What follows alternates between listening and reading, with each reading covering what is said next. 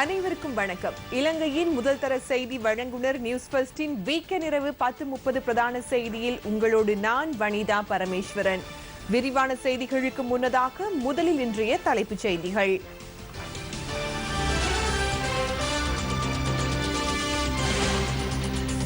ரத்கமவில் 2 வர்த்தகர்கள் கொலை செய்யப்பட்ட சம்பவத்தை கண்டித்து ஆர்ப்பாட்டம். பாராளுமன்ற மோதல் தொடர்பான அறிக்கையின் பின்புலம் தொடர்பில் பாராளுமன்ற உறுப்பினர் ஷிகான் சேமசிங்க கருத்து. 4.5 வருடங்களாகியும் தேசிய பிரச்சினைக்கு தீர்வு காணப்படவில்லை, பேராசிரியர் திஸ்ஸ விதாரண தெரிவிப்பு. கிழக்கில் தொடர்ச்சியாக மாடுகள் இறப்பதற்கு உடனடியாக நடவடிக்கை எடுக்கப்படும் என கால்நடை வளங்கள் அபிவிருத்தி அமைச்சர் தெரிவிப்பு. தென்னாப்பிரிக்க மண்ணில் டெஸ்ட் தொடரொன்றை வெற்றி கொண்ட முதல் ஆசிய அணியாக இலங்கை அணி வரலாற்று சாதனை.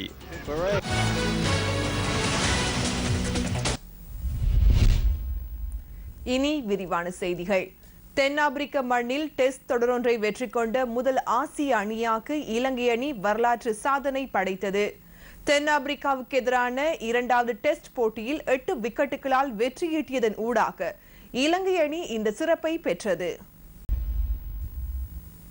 இதேவேளை வெற்றி பெற்ற இலங்கை அணிக்கு ஜனாதிபதி மைத்ரிபால சிறிசேன மற்றும் பிரதமர் ரணில் விக்ரமசிங்க ஆகியோர் இன்று தமது வாழ்த்துக்களை தெரிவித்தனர்.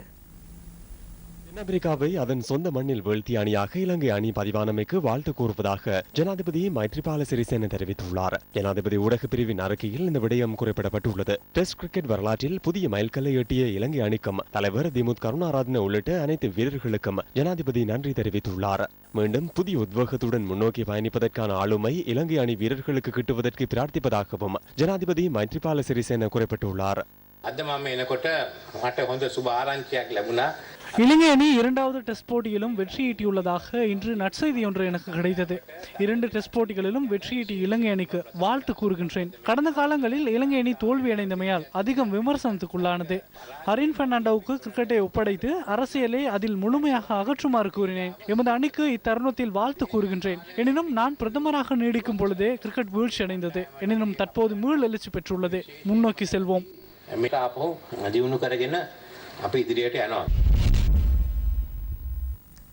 ரத்கம வர்த்தகர்கள் 2 காணாமல் போன சம்பவத்தோடு தொடர்புடைய அனைவருக்கும் கடும் தண்டனை வழங்குமாறு வலியுறுத்தி காணாமல் போன வர்த்தகர்களின் உறவினர்கள் மற்றும் பிரதேச மக்கள் காலி வீதி மற்றும் கரையோர ரயில் மார்க்கத்தை மறித்து ரத்கமவில் எதிர்ப்பு ஆர்ப்பாட்டத்தில் ஈடுபட்டனர்.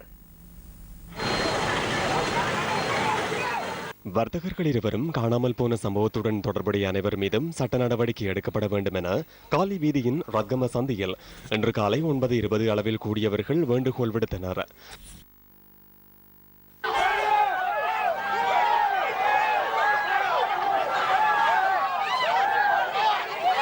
சிறிது நேரத்தின் பின்னர் காலி வீதியின் ரத்கம சந்தையை மறைப்பதற்கு ஆர்ப்பாட்டக்காரர்கள் நடவடிக்கை எடுத்தனர்.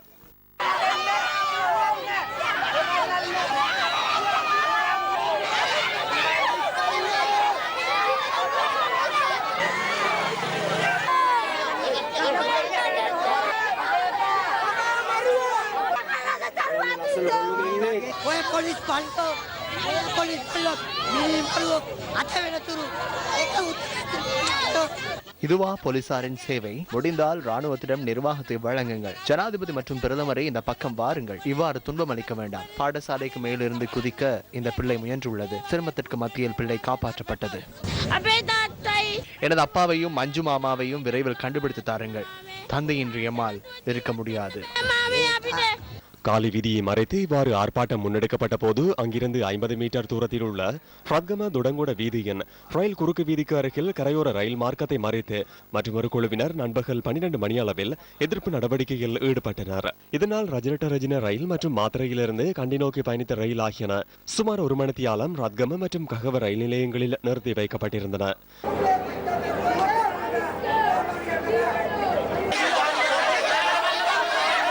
காலி உதவி போலீஸ் அத்தியட்சகர் உள்ளிட்ட சிரேஷ்ட போலீஸ் அதிகாரிகள் குழு ஒன்று பிற்பகல் 2:30 அளவில் சம்பவ இடத்திற்கு சென்று மார்க்கத்தை விட்டு வெளியேறுமாறு வேண்டுகோள் விடுத்தனர்.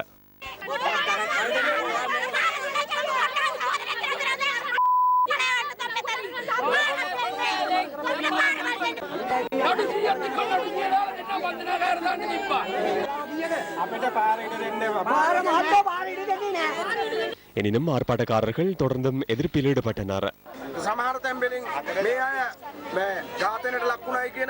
இவர்கள் கொலை செய்யப்பட்டுள்ளதாக கூறப்படுகின்றது.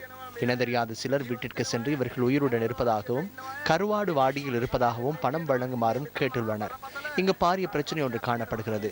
அதனால் உண்மையை தெளிவூட்டுமாறு நாம் கேட்கிறோம்.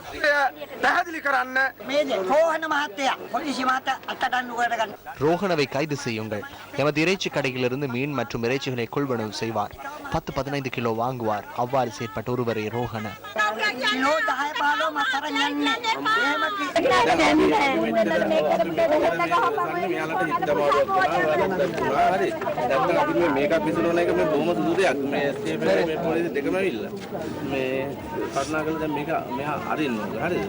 குற்றச்சாட்டு முன்வைக்கப்படும் ஏனைய அதிகாரிகளை கைது செய்வதாக காலை உதவி போலீஸ் அத்தியட்சகர் அசித டி சில்வா உள்ளிட்ட சிரேஷ்ட போலீஸ் அதிகாரிகள் குழு வழங்கிய வாக்குறுதியின் பின்னர் காலை வீதியில் 6 மணித்தியாலத்திற்கும் அதிக நேரமும் கரையோர ரயில் மார்க்கத்தில் சுமார் 4 மணித்தியாலமும் இடம்பெற்ற எதிர்ப்பு நடவடிக்கை பிற்பகல் 3:45 அளவில் நிறைவு செய்யப்பட்டு ஆர்ப்பாட்டக்காரர்கள் கலைந்து சென்றனர்.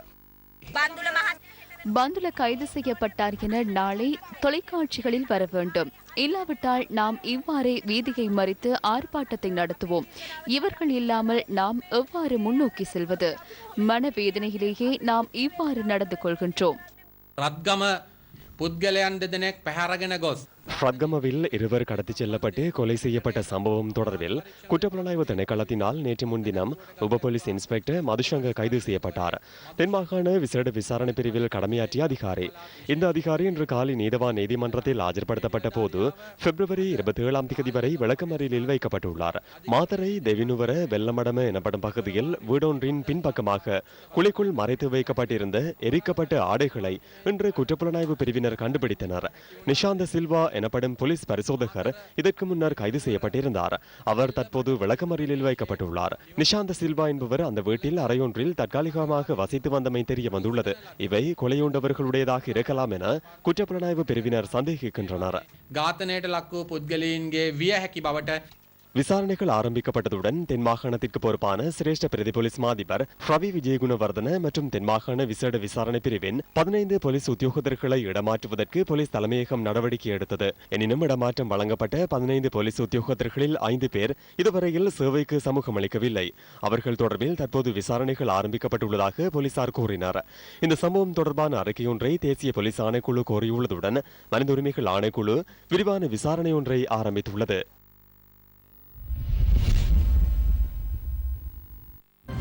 இவ்வாறு தமிழ் தந்தியில் தமிழ் மக்களின் உரிமைகளுக்கு பதிலாக சலுகைகளை எதிர்பார்க்கும் கூட்டமைப்பு. வடக்கு கிழக்கில் நாளை பூரண ஹர்த்தால். சிங்கள மேலாண்மையற்ற சுயாட்சியை எமக்கு அவசியம். விக்னேஸ்வரன் தமிழ் தந்திக்கு விசேட பேட்டி. 1 மாதத்திற்குள் புதிய கூட்டணி. அரசு நிறுவன முறைகேடுகள் தொடர்பில் 185 முறைப்பாடுகள். சர்வதேசமே எங்களின் ஒரே நம்பிக்கை. தமிழ் தந்தி தற்போது விற்பனையில். போலீஸ் உத்தியோகத்தர்கள் 2 வழங்கப்பட்ட திடீர் இடமாற்றத்தை ரத்து செய்யுமாறு போலீஸ் மா அதிபர் பணிப்புரை விடுத்துள்ளார். வடமாகாணத்துக்கு பொறுப்பான சிரேஷ்ட பிரதி போலீஸ் மா அதிபர் ரொஷான் பெர்னாண்டோ குறித்த போலீஸ் உத்தியோகத்தர்களுக்கு இடமாற்றம் வழங்கியிருந்தார். கடந்த 21ஆம் தேதி கட்டளையை மீறி பயணித்த லாரியொன்றை பின்தொடர்ந்து கைப்பற்றுவதற்கு மன்னார் வெள்ளங்குளம் போலீஸ் காவல் ரணில் கடமைகளில் ஈடுபட்டிருந்த 2 போலீஸ் உத்தியோகத்தர்களும் நடவடிக்கை எடுத்தனர். அந்த சந்தர்ப்பத்தில் லாரியை வீதியில் கைவிட்டு சாரதி தப்பி சென்றார். லாரியில் இருந்து பெறுமதியான மரக்குற்றிகள் கைப்பற்றப்பட்டதுடன் அவற்றின் பெறுமதி 8 லட்சத்துக்கும் அதிகம் என போலீசார் கூறினர். யாழ்ப்பாணம் கோப்பாய் போலீஸ் பிரிவுக்குட்பட்ட கோண்டாவில் பகுதியைச் சேர்ந்த பெண் ஒருவரின் பெயரில் லாரி பதிவு செய்யப்பட்டுள்ளமை விசாரணைகளினூடாக உறுதி செய்யப்பட்டுள்ளது. இந்த சுற்றிவளைப்பில் ஈடுபட்ட மன்னார் இலுப்பைக்கடவை போலீஸ் நிலையத்தில் சேவையாற்றிய குறித்த போலீஸ் உத்தியோகத்தர்கள் 2 அத்தியாவசிய சேவை காரணமாக இன்று முதல் அமலுக்கு வரும் வகையில் யாழ் கோப்பாய் போலீஸ் நிலையத்துக்கு மாற்றப்படுவதாக குறிப்பிடப்பட்டது. லாரியின் உரிமையாளர் அந்த போலீஸ் பிரிவிலேயே வசிக்கின்றார். ஒழுக்கத்தை மீறி இரவு நேர ரோந்து சேவையில் ஈடுபட்டமையினால் குறித்த போலீஸ் உத்தியோகத்தர்களுக்கு தற்காலிக இடமாற்றம் வழங்கப்பட்டதாக இது தொடர்பில் நாம் வினவிய போது வடமா வடமாகாணத்துக்கு பொறுப்பான சிரேஷ்ட பிரதி போலீஸ் மாதிபர் ரொஷான் பெர்னாண்டோ கூறினார். இரவு நேர ரோந்து பணிகளில் 4 போலீஸ் உத்தியோகத்தர்கள் ஈடுபட வேண்டும் என அறிவிக்கப்பட்டிருந்த நிலையில் இவர்கள் அதனை மீறியுள்ளதாக சிரேஷ்ட பிரதி போலீஸ் மாதிபர் தெரிவித்தார். எவ்வாறாயினும் அந்த இடமாற்றத்தை ரத்து செய்ததாக போலீஸ் ஊடக பேச்சாளர் போலீஸ் அத்தியட்சகர் ருவான் குணசேகர இன்று மாலை குறிப்பிட்டார். அந்த உத்தியோகத்தர்கள் இருவரையும் யாழ்ப்பாணத்திற்கு மாற்றியுள்ளனர். பிரச்சனைக்குரிய நேரத்தில் எந்தவொரு போலீஸ் உத்தியோகத்தரும் போலீஸ் மாதிபருடன் நேரடியாக பேச முடியும். அந்த போலீஸ் உத்தியோகத்தர்கள் இருவரின் பிரச்சனைக்கு போலீஸ் மாதிபர் தற்போது தீர்வு வழங்கியுள்ளார். நிகழ்ந்துள்ள பிரச்சனையை சீர் செய்யுமாறு போலீஸ் மாதிபர் சிரேஷ்ட அதிகாரிக்கு பணிப்புரை விடுத்துள்ளார்.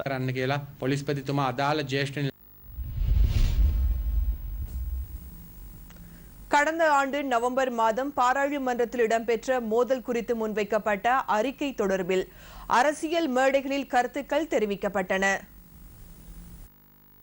பிரதி சபாநாயகர் ஆனந்த குமாரஸ்ரீ தலைமையிலான குழுவில் பாராளுமன்ற உறுப்பினர்களான சமல் ராஜபக்ச, ரஞ்சித் மத்தும பண்டார, மாவை சேனாதிராசா, சந்திரஸ்ரீ கஜதீர, பிமல் ரத்நாயக்க ஆகியோர் அங்கம் வகிக்கின்றனர்.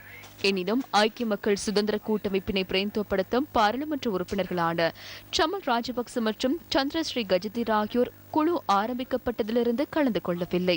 60 பாராளுமன்ற உறுப்பினர்கள் பாராளுமன்ற அதிகாரங்கள் மற்றும் சிறப்புரிமை சட்டத்தில் குறிப்பிடப்பட்டுள்ள தவறுகளை இழைத்துள்ளதாக அது தொடர்பில் ஆராய்ந்த குழு தெரிவித்துள்ளது.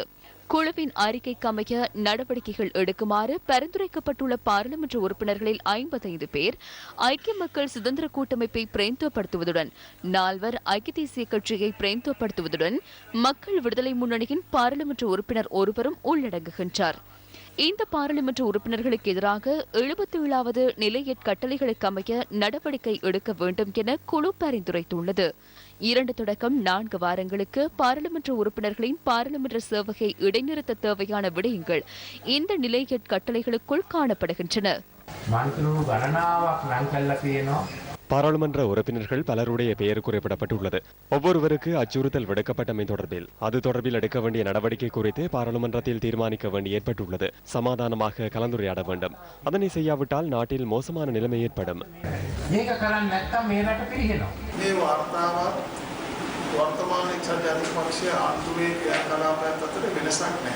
இந்த அறிக்கைக்கும் தற்போதைய ஐக்கிய தேசிய கட்சியின் அரசாங்கத்திற்கும் இடையில் எந்த ஒரு வேறுபாடும் இல்லை.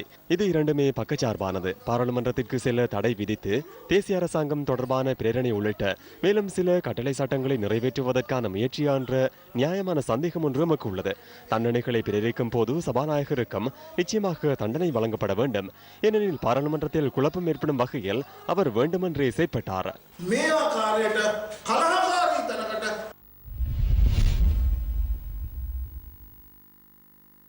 சென்ற திஸ்ஸமஹாராம பன்னேகமுவ மகாவாபி ரஜமகா விகாரையின் விகாராதிபதி மித்தனிய நந்த தேரரின் பூதவுடலுக்கு அஞ்சலி செலுத்துவதற்காக எதிர்க்கட்சித் தலைவர் மஹிந்த ராஜபக்ச இன்று சென்றிருந்தார்.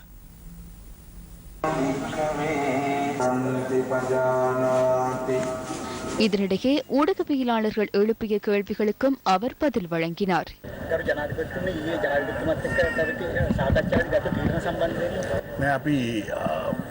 எமது குழுவினருடன் கலந்துரையாடினோம். ஒன்றிணைவது தொடர்பில் கலந்துரையாடினோம். கூட்டமைப்பு ஒன்றை அமைப்பது தொடர்பில் அதில் கலந்துரையாடப்பட்டது. மொட்டு ஸ்ரீலங்கா சுதந்திர கட்சி தனித்தனியே கலந்துரையாட வேண்டும் என தீர்மானிக்கப்பட்டது. அதனைத் தொடர்ந்து ஆர்ப்பாட்டங்கள் தொடர்பில் கலந்துரையாடப்பட்டது.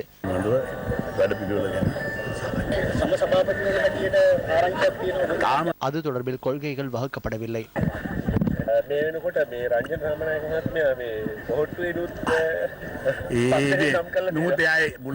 ஆரம்பத்தில் குறிப்பிடவில்லை. அரசாங்கத்தின் 20 பேர் தொடர்பில் கூறப்பட்டது. அது 4 பேராக குறைந்துள்ளது. அதனை மொட்டின் பக்கம் தள்ளிவிடுகின்றனர். அரசியல் தொடர்பில் பிழையாக கணக்கிட வேண்டாம்.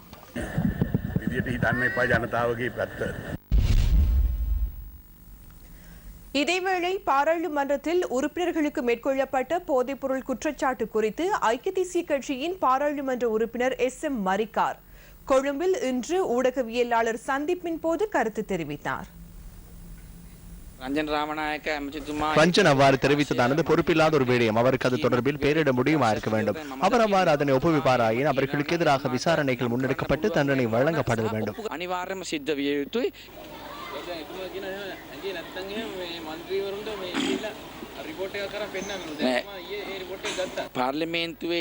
பாராளுமன்றத்தில் அனைவரும் ஒருவருடைய சொல்லுக்கு கட்டுப்பட வேண்டிய தேவையில்லை. அவ்வாறான செயற்பாடுகளில் ஈடுபட வேண்டிய தேவையில்லை. அதனை சொல்வாராயின் ஒப்புவிக்க வேண்டும், அதனையே செய்ய வேண்டும்.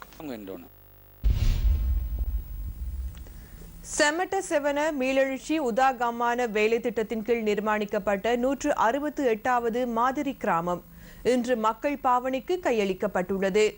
வீடமைப்பு மற்றும் நிர்மாணத்துறை கலாசார அமைச்சர் சஜித் பிரேமதாசவினால் அவை கையளிக்கப்பட்டன.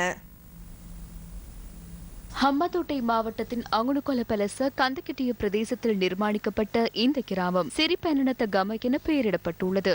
இதற்கிணைவாக வீட்டுரிமை பத்திரம் வழங்கல், கடனுதவி வழங்கல், சுயதொழில் வேலைவாய்ப்புக்கான கடனுதவி வழங்கல் என்பன இதன்போது இடம்பெற்றன. சிறுநீரக நோயாளர்களுக்கு வைத்திய உதவிகள், மூக்கு கண்ணாடிகள் என்பனவும் வழங்கப்பட்டன. 1960 காலப்பகுதியில் 70களில் எம்மை விட பின்னால் இருந்த நாடுகள் இன்று எம்மை தாண்டி முன்னேறிவிட்டன. எமது அபிவிருத்தி வேகம் தொடர்பில் கதைக்கிறோம், ஏற்றுமதி தொடர்பில், உற்பத்தி வீதம் தொடர்பில் கதைக்கிறோம். அரசியல்வாதிகள் கதை விடுகின்றனர். அவரை விட நான் சிறந்தவன், இவரை விட சிறந்தவன் என்று கூறுகிறார்கள். அவர்கள் கூறுவதொன்று, மக்களுக்கு கிடைப்பதினொன்று. ஏழைகளின் ஏக்கம் அரசியல்வாதிகளுக்கு தெரிவதில்லை. பேராசிரியர் திஸ்ஸ விதாரண யாழ் ஊடக அமையத்தில் ஊடகவியலாளர் சந்திப்பினை ஏற்பாடு செய்திருந்தார். ද්‍රවිඩ ජාතික සන්ධානයට தேசிய பிரச்சினைக்கு தீர்வு கண்டு தமிழ் மக்களின் அரசியல் உரிமைகளை பெற்றுத் தருவதாக தமிழ் தேசிய கூட்டமைப்பு வாக்குறுதி அளித்துள்ளது. அதனை முன்னெடுப்பதற்கு அந்த ஆட்சி காலத்தில் சிறந்த சந்தர்ப்பம் கிட்டியது. புதிய அரசியலமைப்பை தயாரிக்கும் நடவடிக்கையில் முக்கிய தலைவரான சட்டத்தரணி சுமந்திரன் முக்கிய பங்கு வகித்தார். எனினும் 4.5 வருடங்களுக்கும் அதிக காலம் கழிந்துள்ள போதிலும் எதுவும் இடம்பெறவில்லை, ஏமாற்றியுள்ளனர். ඉතින් මේක රැවටිල්ලක් තමයි.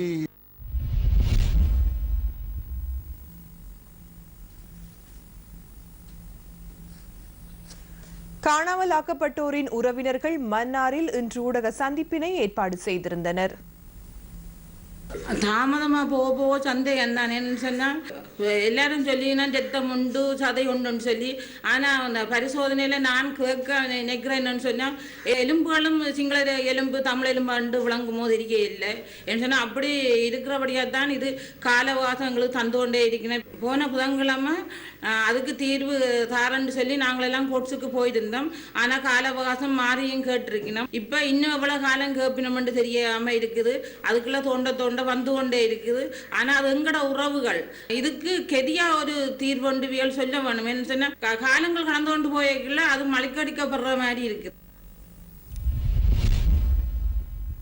கடல் மார்க்கமாக கேரள கஞ்சா கைமாறும் நடவடிக்கையை கடற்படையினர் முறியடிக்கும் விதம் குறித்து நியூஸ் ஃபர்ஸ்ட் இன்று ஆராய்கின்றது. வடகடல் மார்க்கமாக கேரள கஞ்சா கடத்தல் அதிகரித்து செல்கின்றமை பாதுகாப்பு பிரிவினரின் தரவுகளூடாக உறுதிப்படுத்தப்பட்டுள்ளது. இந்த கடத்தலுடன் அரசியல் பின்னணி உள்ளதா என்பது தொடர்பில் நாம் ஆராய்ந்திருந்தோம். நள்ளிரவில் நடுக்கடலில் கேரள கஞ்சா கடல் மார்க்கமாக கடத்தப்படுவது, கைமாறுவது எவ்வாறு? இந்த கடத்தல் தொடர்பில் களத்தில் நின்று நேரடியாக ஆராய்வதற்கு நாம் தயாரானோம். காங்கேசன்துறை கடற்படை தளத்திலிருந்து எமது பயணம் ஆரம்பமானது. நாங்கள் இன்றைய தினம் காங்கேசன்துறையில் எங்களது பயணத்தை கடற்படையுடன் இணைந்து ஆரம்பித்து வல்வெட்டித்துறை வரையும் பயணிக்க இருக்கின்றோம். இந்த கடற்படையினர் ரோந்து நடவடிக்கையில் எவ்வாறான செயற்பாடுகளை முன்னெடுக்கின்றார்கள், எவ்வாறு கேரள கஞ்சா இலங்கைக்கு கொண்டு வரப்படுகின்றது என்பதை நாங்கள் உங்களுக்கு நேரடியாக தருவதற்காக இந்த பயணத்தை நாங்கள் இணைந்திருக்கின்றோம். காங்கேசன் துறையிலிருந்து பருத்தித்துறை வரையான சுமார் 12 கடல் மைல் தூரம் ஆழ்கடல் பகுதியூடாக நாம் பயணித்தோம்.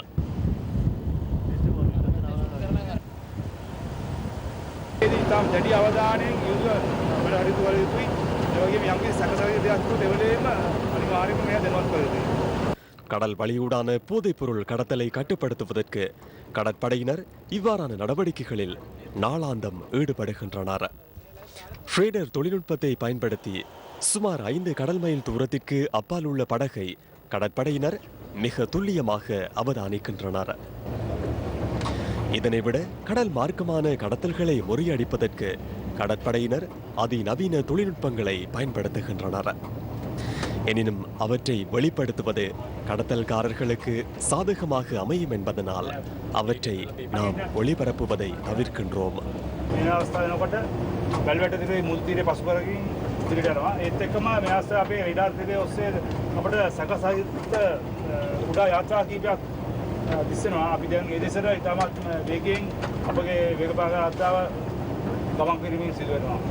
நாம் பயணித்த கடற்படையின் ரோலர் படகு சந்தேகத்திற்கிடமான படகை அண்மித்தது. அந்த படகை கடற்படையினர் தொழில்நுட்ப ரீதியாக சோதனைக்குட்படுத்திய பின்னர் அது விடுவிக்கப்பட்டது. මෙම දීවර යාත්‍රාව සැකකටයුතු යාත්‍රාවක් නොවන බවට අපි නිගමනය කරපු නිසා වැඩිදුර පරීක්ෂණ කටයුතු වලට නොගිහින් අපි මේ යාත්‍රාව මුදාරීමට කටයුතු කළා. மீன்பிடியில் ஈடுபடும் போர்வையில் ஒரு சிலர் மிகவும் சூட்சுமமாக பாரிய அளவிலான போதைப்பொருள் கடத்தல்களில் ஈடுபடுகின்றனர்.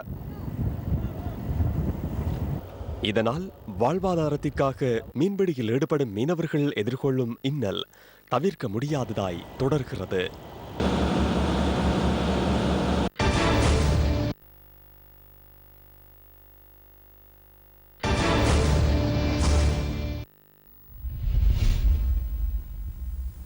மட்டக்களப்பு மற்றும் திருகோணமலை மாவட்டங்களில் கால்நடைகளின் இறப்பு தொடர்ந்த வண்ணம் உள்ளது.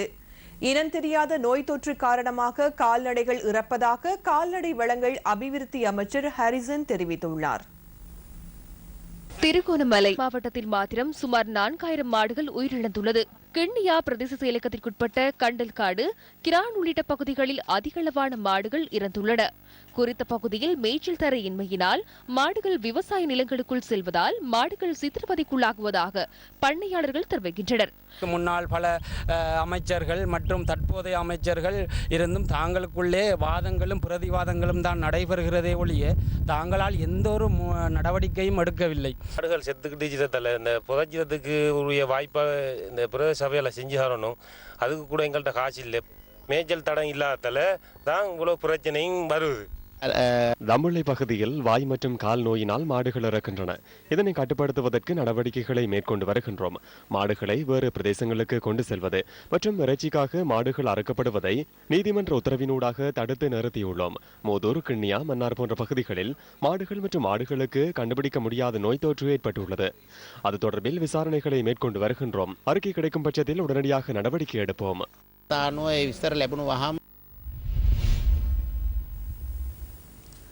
ஐக்கிய தேசிய கட்சியின் ஜனாதிபதி வேட்பாளர் குறித்து தெரிவிக்கப்பட்ட சில கருத்துக்கள் அடுத்து. இந்த வருடத்தின் இறுதியில் ஜனாதிபதி தேர்தல் வரவுள்ளது. புதிய தலைவரை தெரிவு செய்வதற்கான சந்தர்ப்பம் மக்களுக்கு கிட்ட உள்ளது. நாங்கள் கட்டாயமாக ஐக்கிய தேசிய கட்சியின் வேட்பாளரை நிறுத்துவோம் என்பதனை நினைவுபடுத்துகிறேன்.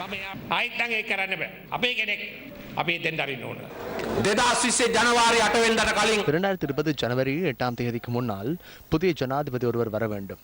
அதற்காக நாங்கள் தேசிய ஜனநாயக முன்னணியின் பெயரில் கூட்டமைப்பினை உருவாக்கி அதனூடாக வலுவான வேட்பாளரை நாட்டின் அடுத்த ஜனாதிபதி என்ற முறையில் நிறுத்துவோம்.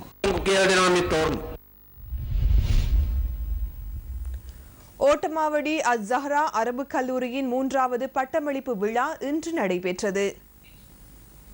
கல்லூரியில் அதிபர் தலைமையில் நடைபெற்ற நிகழ்வில் விவசாய ராஜாங்க அமைச்சர் அமீர் அலி கலந்து கொண்டிருந்தார்.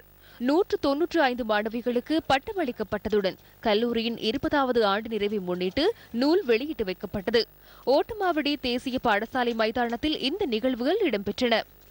இருக்கிற பிரபலமான மதரசாக்கள், அரபு கலாசாலைகள் போதுமானவை. பாடசாலைகள், அரபு கலாசாலைகள், மற்ற மதத்தினருடைய அவர்களுடைய பன்சலைகள், அவருடைய சேர்ச்சிகள், கோயில்கள், அதை எவ்வாறு நடந்து கொள்ள வேண்டும், அவருடைய புராதன சின்னங்கள் எவ்வாறு மதிக்கப்பட வேண்டும் என்கிற விடயத்தை தயவு செய்து நீங்கள் இந்த பாடநெறிக்குள் அவர்களுக்கு அடிக்கடி அவர்களுக்கு ஞாபகம் செய்கிற நிர்வாகங்களாக இருக்க வேண்டும்.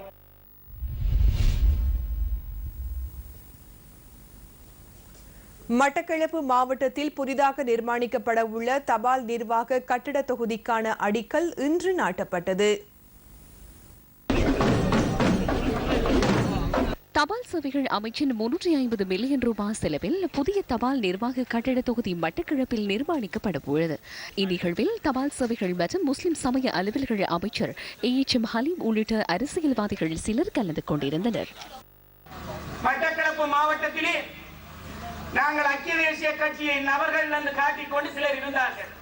அக்டோபர் 26 இந்நாட்டின் ஜனாதிபதி அவர்களின் கீழ் ஒரு சூழ்ச்சி ஒன்று ஆரம்பமானது.